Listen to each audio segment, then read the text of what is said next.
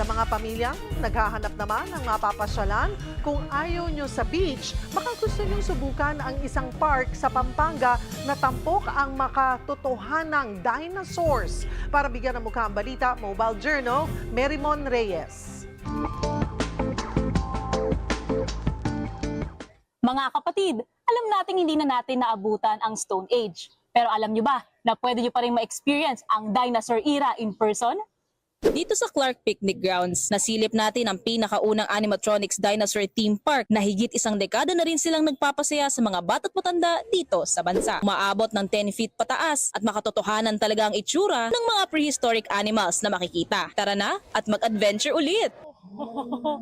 Ganyan siya kalaki. Unang dinosaur pa lang to.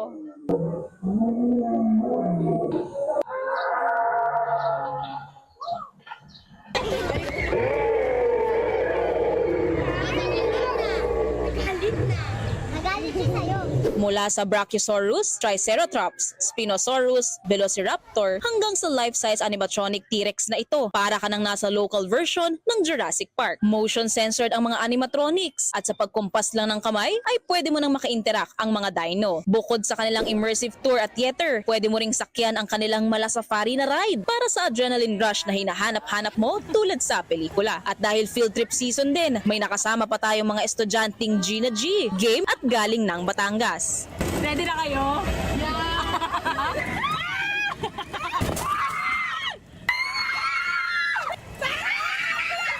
May friendlier versions naman, pero syempre, be prepared pa rin.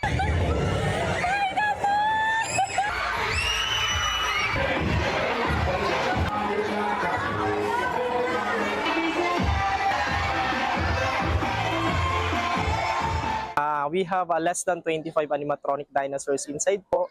But hindi lang po kami nakafocus on dinosaur po. So meron din po kaming Wonders of the World. It's all about history. Yan na nga yung nasa kabilang banda, ang models ng 7 Wonders of the World. Na ang iba ay gawa sa hard foam, cement at iba pang materials. Nasilip din natin ang mga higanting insekto naman dito. Malaking gagamba, stick bug, ladybug, bubuyog, halos lahat, animatronics din. Makikita rin ang mga pangalan ng mga higanting ito, ang kanilang classification at nature. 2-in-1 daw ito, entertainment and education. At heto na nga, natapos ang adventure na ito sa isa na namang dance party.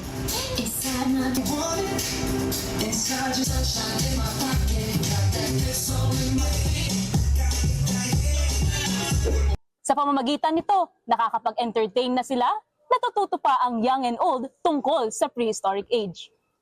Mobile Journal, Merimon Reyes po, hatid ang muka ng balita.